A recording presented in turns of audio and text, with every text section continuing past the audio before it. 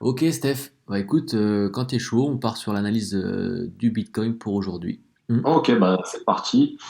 Du coup, on refait un petit point. La situation n'a pas vraiment changé. Ce que j'ai fait, c'est que j'ai mis en valeur ces deux points, du coup ma bande haute et ma bande basse, pour mettre en valeur en fait des deux niveaux sur lesquels en fait je vais attendre des confirmations, pour avoir vraiment une direction.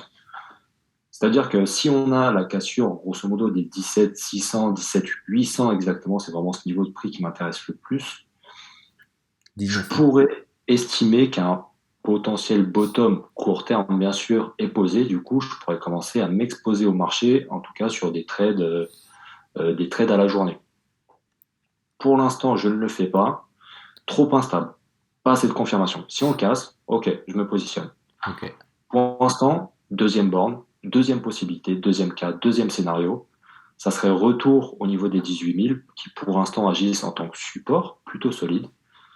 Mais voilà, on n'est pas à l'abri d'une cassure de ce support pour en faire une résistance et aller chercher les liquidités au moins au niveau des 17,6. C'est pour ça, ces deux scénarios sont envisageables. Il est difficile en plus de présager ou d'augmenter potentiellement les chances d'un retracement soit à la hausse, soit à la baisse, parce qu'il y a eu cette bougie totalement folle, du coup qui fausse totalement notre analyse. Ouais. C'est pour ça que pour l'instant, je préfère rester un peu safe, ne pas me prononcer, ne pas me positionner parce que l'analyse est compliquée en fait. Elle a fait totalement tout ce qu'on pouvait faire. Et du coup, je préfère attendre des confirmations. Cassure des 19,8 ou cassure des 18 000. Ok.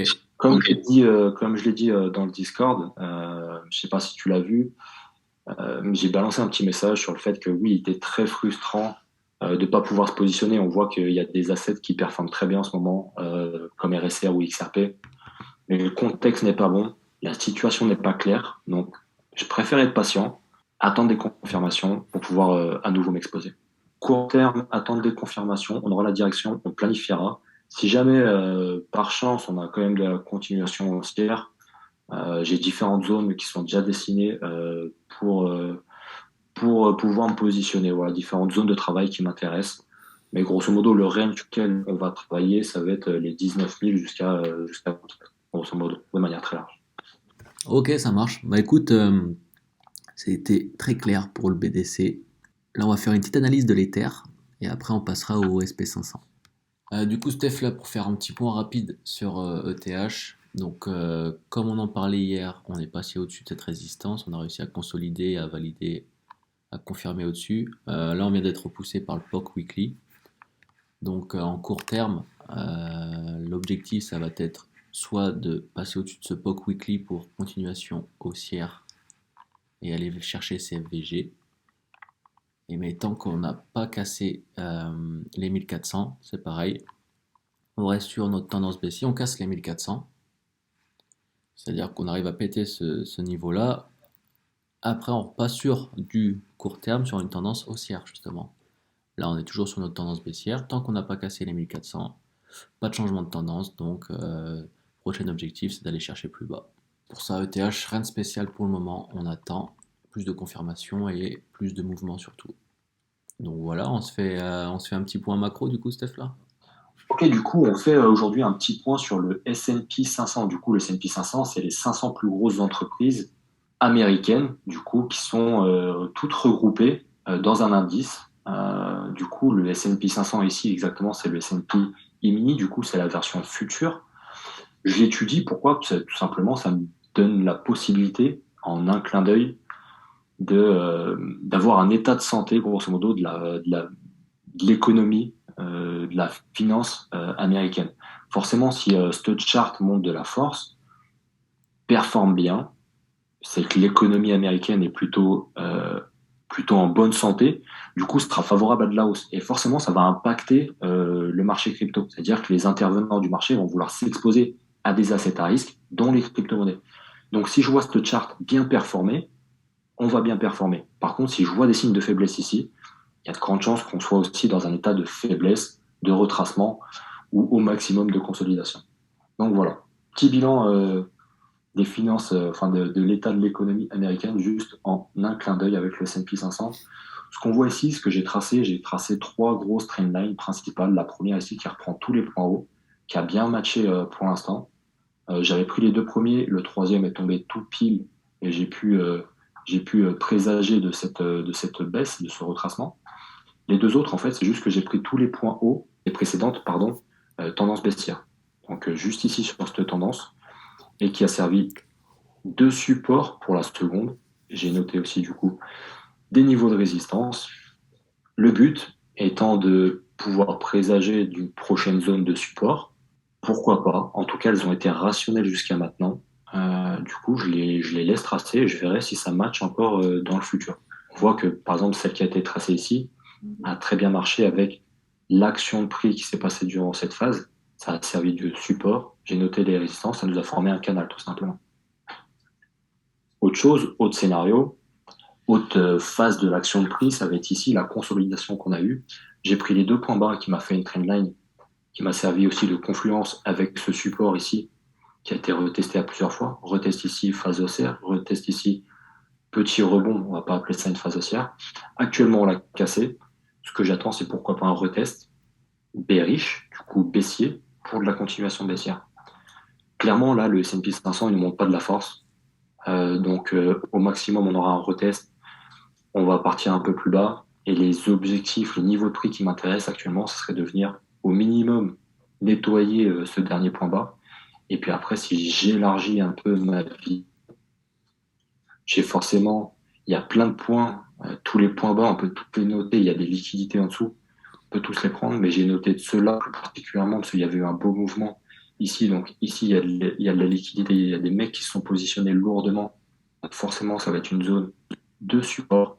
Et après, ça va être notre dernier point bas ici, c'était le point qu'on a eu en mars 2020, du coup, phase Covid un peu. Donc juste avant d'entamer cette grosse phase haussière. Ouais, Voilà, c'est les deux points qui m'intéressent. ok. Petite analyse du DXY du coup. Ouais, je te fais une petite analyse du DXY.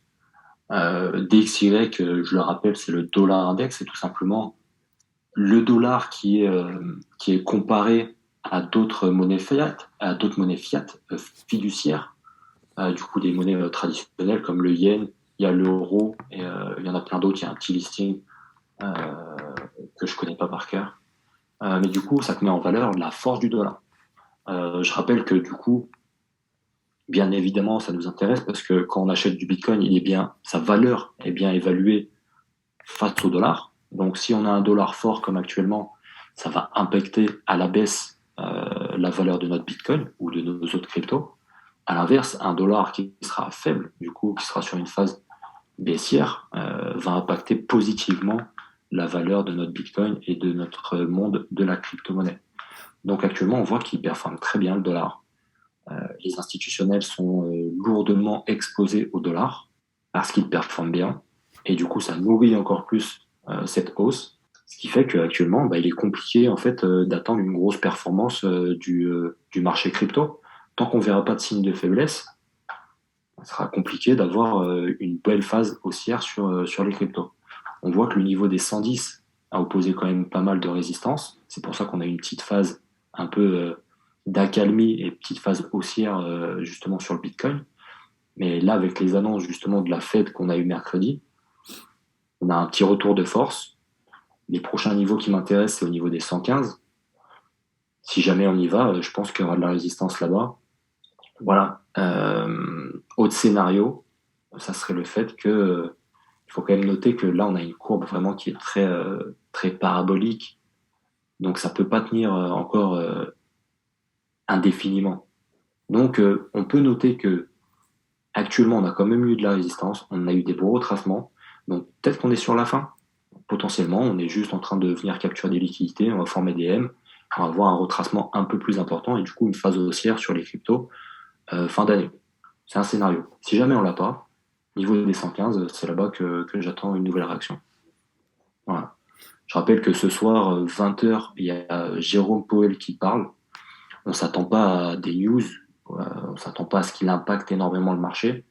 On s'attend juste à un positionnement de sa part, soit un discours agressif qui pourrait impacter le marché en disant voilà, que peu importe le prix, le coût, mais son but, c'est de faire baisser l'inflation. On sait déjà que c'est le cas, mais il peut avoir une position et un discours très agressif, et du coup, ça pourrait impacter négativement le marché. Ou alors, au contraire, être plutôt rassurant, ce qu'il a plutôt l'habitude de faire, et du coup, rassurer que, ouais, certes, euh, on va avoir des temps difficiles encore, mais qu'il a les clés en main, qu'il gère la situation et que ça devrait s'améliorer. Voilà, ce serait un discours un peu plus souhaitable pour une hausse, en tout cas sur le marché crypto. Voilà, un discours un peu plus modéré qui pourrait nous faire espérer une phase haussière fin d'année. Donc en gros, juste pour résumer un petit peu là, sur le Discord là, si on partage pas trop de trades, c'est parce qu'on attend des confirmations, voir un petit peu comment le marché va évoluer euh, dans les heures ou les jours à venir, pour placer des trades plus sécures et avoir plus de confirmations. En attendant, c'est pour ça qu'on essaye de placer plutôt des scalps, donc très court terme, de prendre des bénéfices et de profiter un peu du marché, mais vraiment en hyper court terme. C'est tout pour aujourd'hui, hein. Écoute, je pense que c'est déjà suffisant et puis on verra demain si ça a évolué un petit peu par rapport au discours de Powell.